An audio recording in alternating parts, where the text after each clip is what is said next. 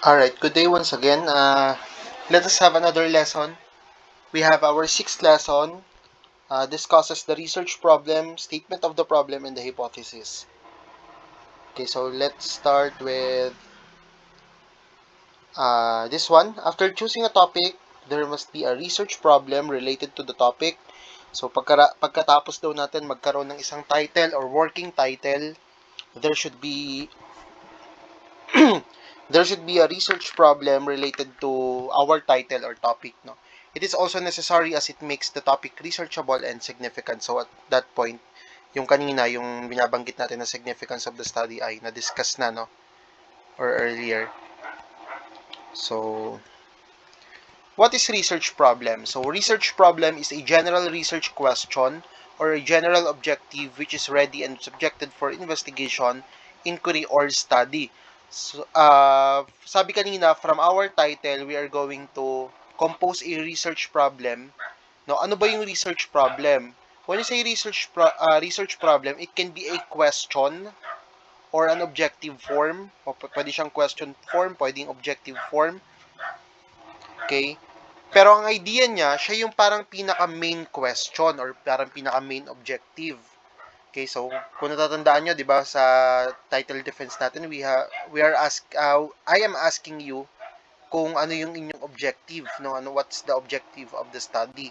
So, yung objective na yan, if you're going to state that, that can be considered as a research problem then. Okay, or pwedeng nyo siyang i-turn into a question. Okay, so sample natin. Hindi pala. So, when you say research problem, mamaya pa example na. When you say research problem, we have to make sure na mapa-follow natin or mako-consider natin yung tinatawag na SMART. S-M-A-R-T. M-A-R-T. No?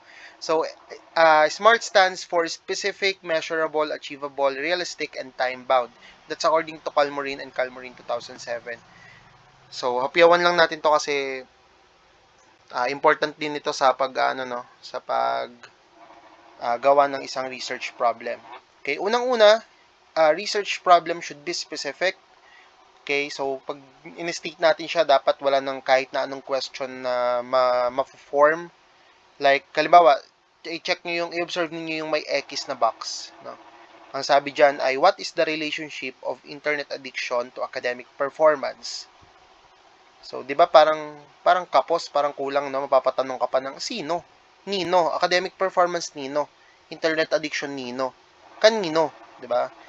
Or saan, no? Saang lokal, parang something like that.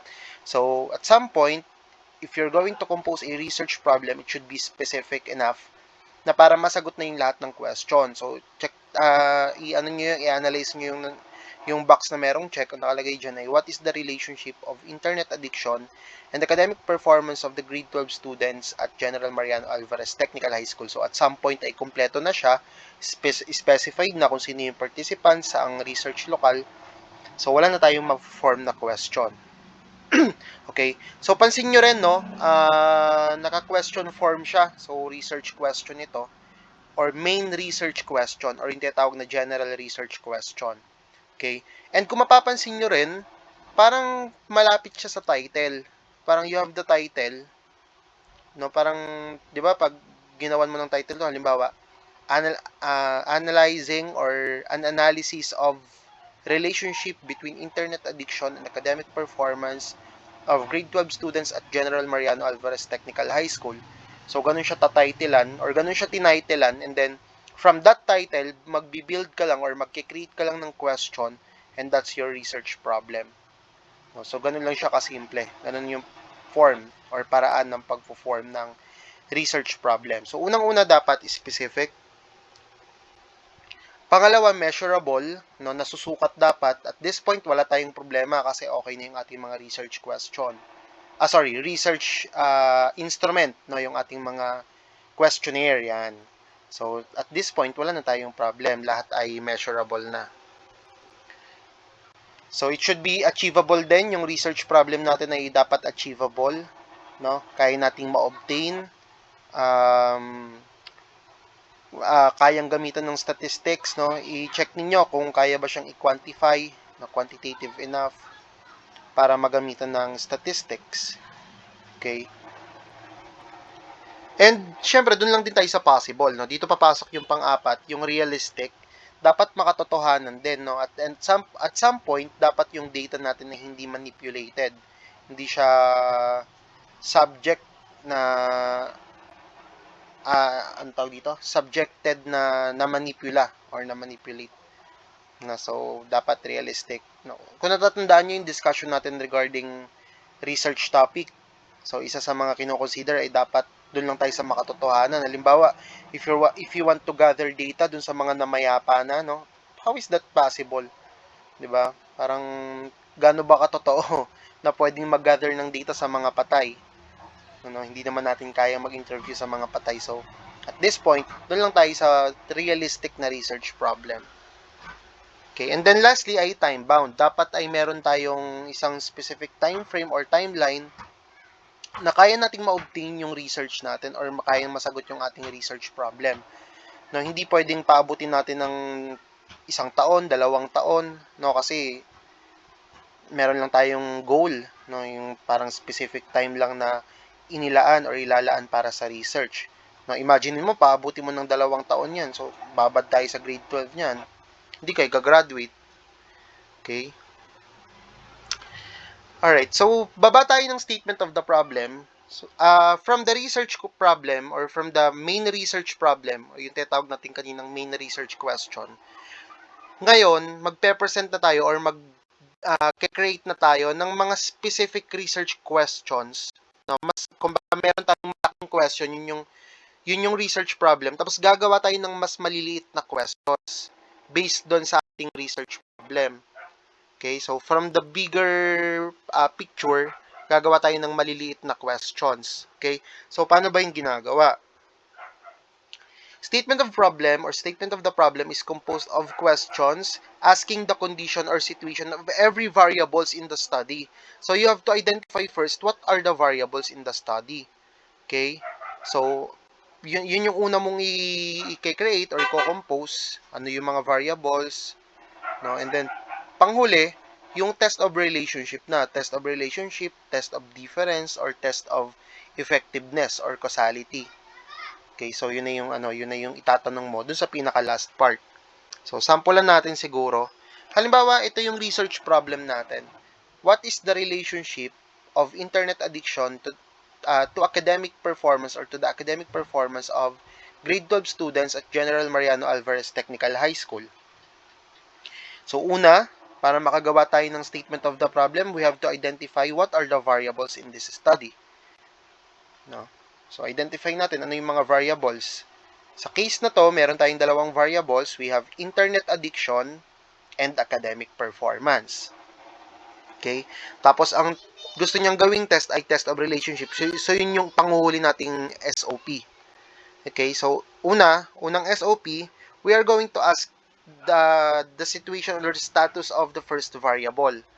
No? So, para sa question na to, we can have what is the level of internet addiction of grade 12 students at General Mariano Alvarez Technical High School. So, walang ibang variable na involved. Isang variable lang. Internet addiction lang. Na para sa first SOP. Sa second SOP, papasok yung pangalawang variable. What is the academic performance of grade 12 students at General Mariano Alvarez Technical High School? Okay?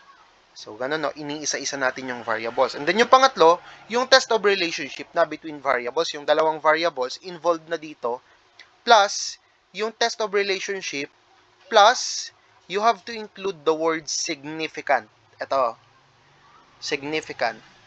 Okay? So, significant kasi ibig sabihin statistically or statistical. No? Ibig sabihin ay ito-test natin siya through statistics. Okay?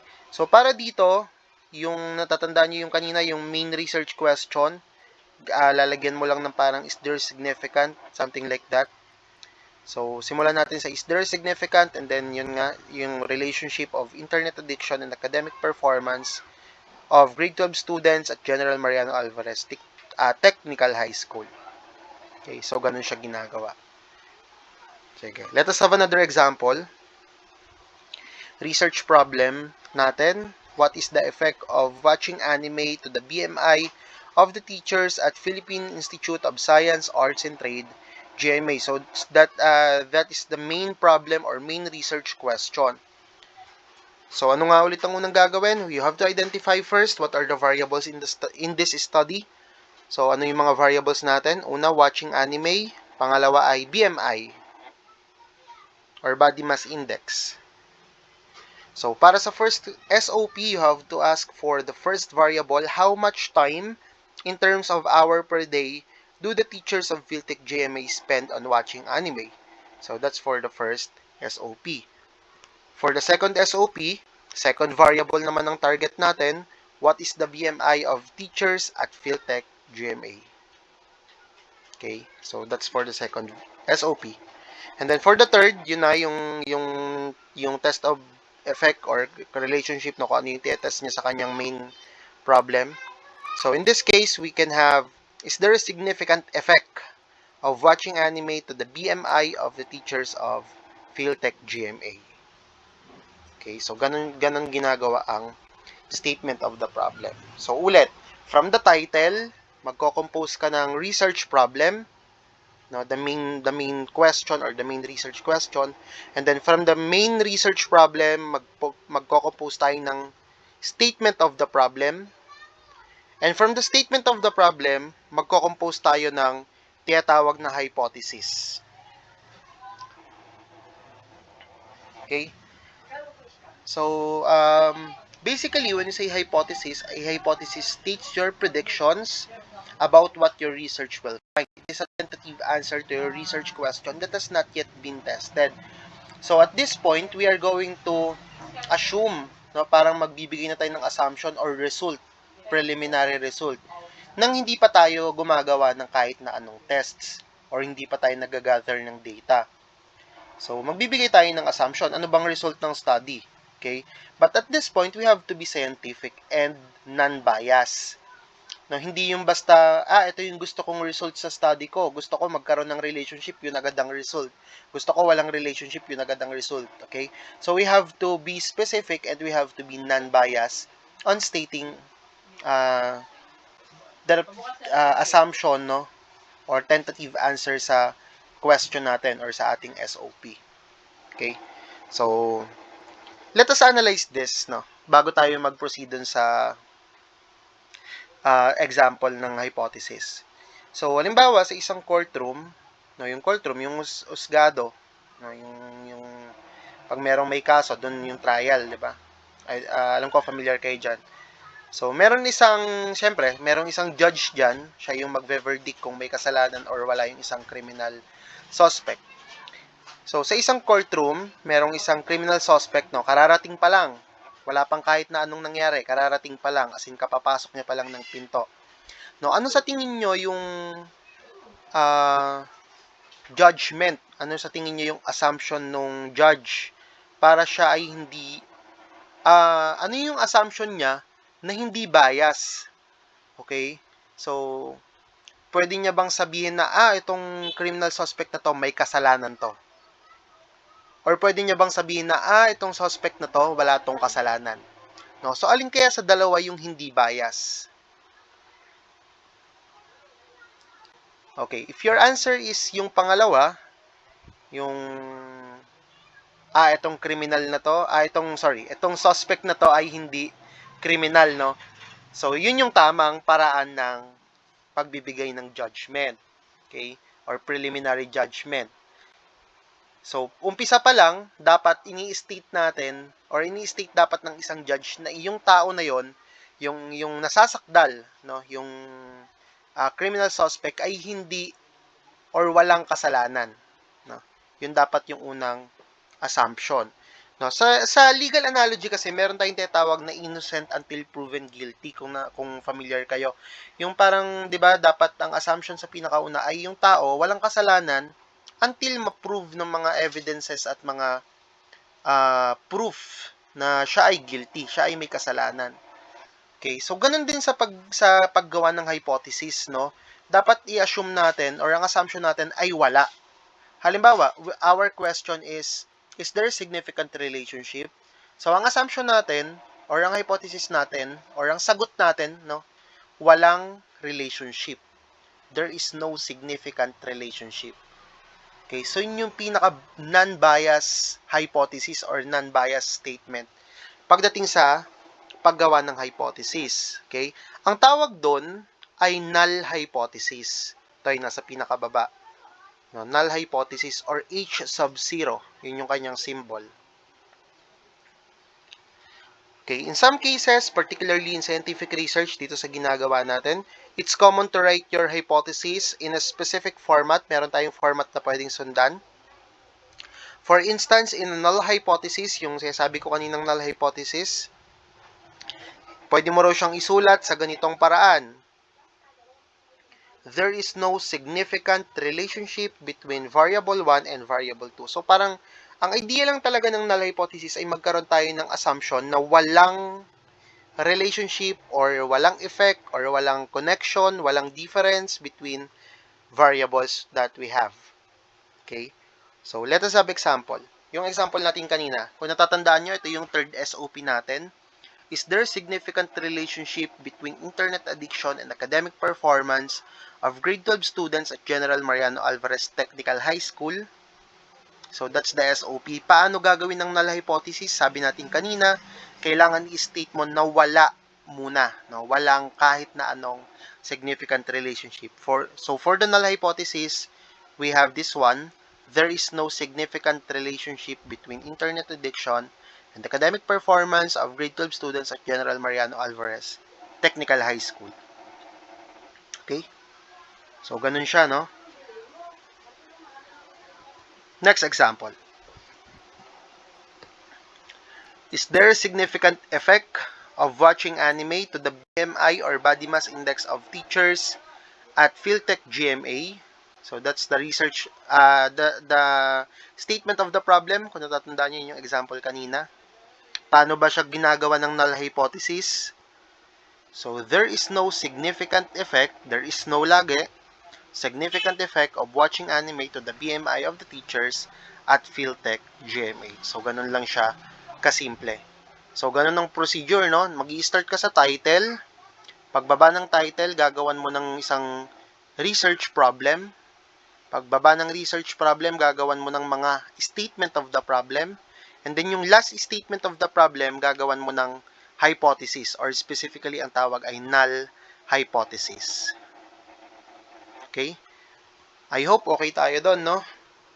So, siguro if you have any question, ay pwede kayong mag-chat sa mga GC natin regarding this. Okay? Bye.